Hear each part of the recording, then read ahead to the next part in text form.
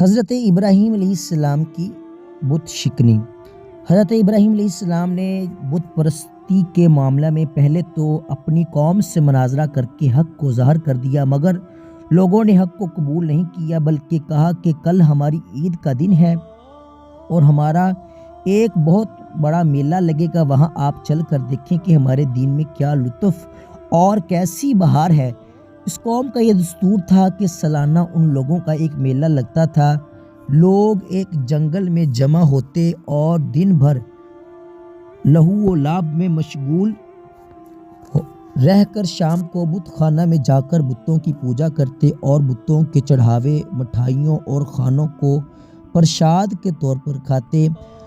حضرت ابراہیم علیہ السلام قوم کی دعوت پر تھوڑی دور تو میلہ کی طرف چلے، لیکن پھر اپنی بیماری کا عذر کر کے واپس لوٹ آئے اور قوم کے لوگ میلہ میں چلے گئے۔ پھر جو میلہ میں ہی نہیں گئے، آپ نے ان لوگوں سے صاف صاف کہہ دیا کہ ترجمہ کنز ایمان کہ مجھے خدا کی قسم ہے کہ میں ضرور تمہارے بتوں کے ساتھ برا سلوک کروں گا تمہارے چلے جانے کے بعد۔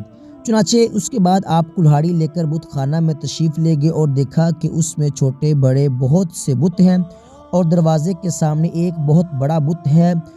ان جھوٹے معبودوں کو دیکھ کر توحید الہی کے جذبہ سے آپ جلال میں آ گئے اور کلہاڑی سے مار کر بتوں کو چکنا چور کر ڈالا اور سب سے بڑے بت کو چھوڑ دیا اور کلہاڑی اس کے کندھے پر رکھ کر آپ بت خانہ سے باہر چلے آئے۔ قوم کے لوگ جب میلہ سے واپس لوٹ کر بت پوجنے اور پرساد کھانے کے لیے بت خانے میں گھسے تو یہ دیکھ کر حیران رہ گئے کہ ان کے دیوتا ٹوٹے پھوٹے پڑے ہیں۔ ایک دم سب بوکھلا گئے اور شور مچا کر چلانے لگے۔ قرآن مجید میں اس کا اشارہ یہ ہے، ترجمہ کنز ایمان، ہمارے خداؤں کے ساتھ کس نے یہ سلوک کیا، بے شک وہ ظالم ہیں۔ تو کچھ لوگوں نے کہا کہ ہم نے ایک جوان کو جس کا نام ابراہیم ہے، اس کی زبان سے ان بتوں کو برا بھلا کہتے ہوئے سنا ہے۔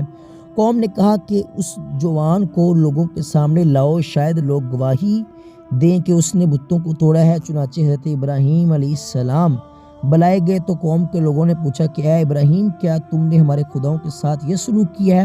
تو ابراہیم علیہ السلام نے فرمایا کہ تمہارے اس بڑے بت نے کیا ہوگا، کیونکہ کلہاڑی اس کے کاندھے پر ہے۔ آخر تم لوگ اپنے ان ٹوٹے پھوٹے خداؤں ہی سے کیوں نہیں پوچھتے کہ کس نے تمہیں توڑا ہے؟ اگر یہ بت بول سکتے ہوں تو ان ہی سے پوچھ لو، وہ خود بتا دیں گے کہ کس نے انہیں توڑا ہے۔ قوم نے سر جھکا کر کہا، اے ابراہیم، ہم ان خداؤں سے کیا اور کیسے پوچھیں؟ آپ تو جانتے ہی ہیں کہ یہ بت بول نہیں سکتے۔ یہ سن کر حضرت ابراہیم علیہ السلام نے جلال میں تڑپ کر فرمایا کہ کیا تم لوگ اللہ کے سوا ایسے کو پوچھتے ہو جو نہ تمہیں نفع دے اور نہ نقصان پہنچائے؟ توف ہے تم پر اور ان بتوں پر جن کو اللہ کے سوا تم لوگ پوچھتے ہو۔ کیا تم لوگ اتنی بات بھی نہیں سمجھتے؟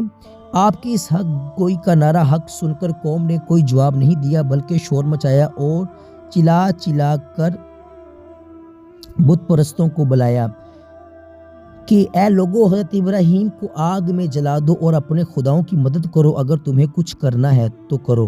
چنانچہ ظالموں نے اتنا لمبا چوڑا آگ کا الاؤ جلایا کہ اس آگ کے شعلے اتنے بلند ہو رہے تھے کہ اس کے اوپر سے کوئی پرندہ بھی اڑ کر نہیں جا سکتا تھا۔ پھر آپ کو ننگے بدن کر کے ان ظلم و ستم کے مجسموں نے ایک گھوپن کے ذریعے اسے آگ میں پھینک دیا اور اپنے اس خیال میں مگن تھے کہ حضرت ابراہیم علیہ السلام جل کر راکھ ہو گئے ہوں گے، مگر احکم الحاکمین کا فرمان اس آگ کے لیے یہ صادر ہو گیا کہ ہم نے فرما دیا کہ اے آگ، تو ٹھنڈی اور سلامتی بن جا ابراہیم پر۔